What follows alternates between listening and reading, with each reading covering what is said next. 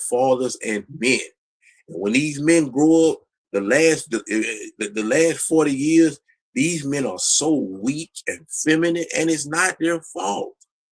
They grew up, most of them, under women, so they're spiritually. See things that happen in a young man or young woman. But I'm saying, in your formative years, which is your first 8 to 10 years on earth, those spiritual seeds and the thing that's spiritual, the thing that happen around you are spiritual things.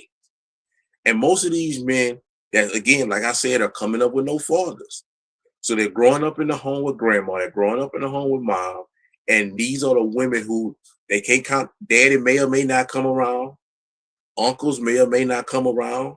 The two people or the one person who is always there for them is a woman, whether that be grandma, auntie, or mom. And so they grow up and they feel like it's normal for a woman to lord over them, which is very problematic. It can destroy a whole household. If this man grow up married and without getting his divine masculinity back, and he grow up in the house and he get married and marry a woman and let her, it's just the whole house gonna be in disarray.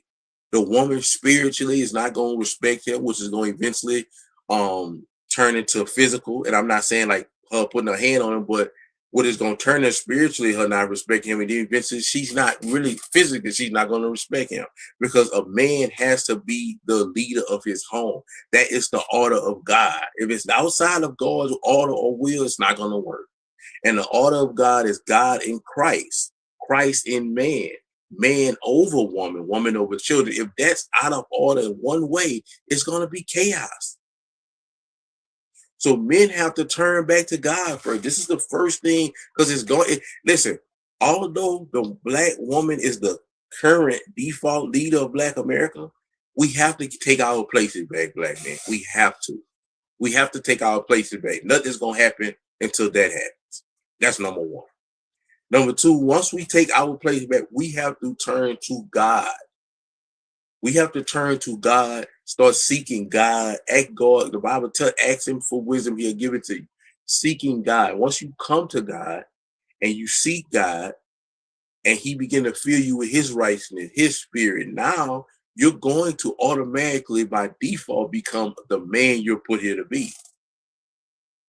And once you become the man you're put here to be, you'll be fit to lead a family, because you'll be in not toxic masculinity, you'll be in your divine masculinity, right? And when you're in your divine masculinity, the woman by default, spiritually, is automatically going to fall into suit.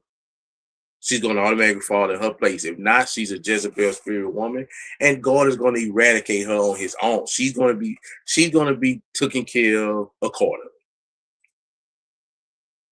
But once you in your godly masculinity and you feel with the spirit of God, you're going to know what kind of woman that is.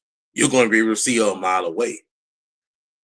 So you won't even have to worry about, okay, damn, what kind of woman do I have? Because you're going to know, God will let you know. Now, whether you choose to ignore it or not, if you out here somebody, you just came into your godly masculinity. Because it's happened to me. I'm not going to sit here and lie. It's happened to me where I see what type of woman this is, but I want to be with her so bad, whether it's for a night, a week, a month, a year, or just keep connection with her for when I want, whatever. I did it. So I understand we do it, but I never made a mistake of marrying her. Don't make that mistake. But again, you won't, because God is going to let you know. You're going to know. It ain't going to be a situation where you don't know. You're going to know. And so we have to fix this. Like I said, it's not the white man's fault. It's our fault as men. So when you look at the Black community, although it's a reflection of the Black woman, because she's the default leader, it's our fault as Black men for leaving our families, and the ones of us who are part of, because I know dudes. Like I know some dudes who kept their family. But they very weak. They're very docile, like Karmelo Anthony's father. And that can be more detrimental to a child than a single mother, because again, when the order out of and once because when that order that I gave, God in Christ over man and woman over children, is out of order in any way, it could be very detrimental to the relationship, and that can automatically by default be detrimental to the children that's being brought up in that relationship. This is why Karmelo was like he was, very overly emotional, very impulsive. Because you got to think about this. We sit here, we can talk, and we're gonna play some videos. I'm about to get into it for a minute. We're gonna play some videos, but you just got to think. Oh, he saved somebody's life at a pool. Oh, he was a great kid. Oh, this, oh, that. Again, all those things may be true, but we have to understand. We have to understand. Kids get jumped every day. Especially if you come up in the black neighborhood, you've been jumped before, which a video has proved he wasn't jumped. But let's just say he was.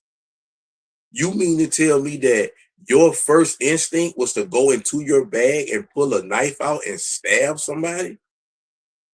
You've been jumped before that's watching this video. We've all been jumped before, especially if you're black and if you're white. But I'm speaking for black right now. If you're black and you came up in the black community, you have been jumped before. Why didn't you kill the people that jumped you? Because that wasn't in you. Everybody is not a cold-blooded killer. And I don't want to say he's a cold-blooded killer, but again, he had some of those character traits.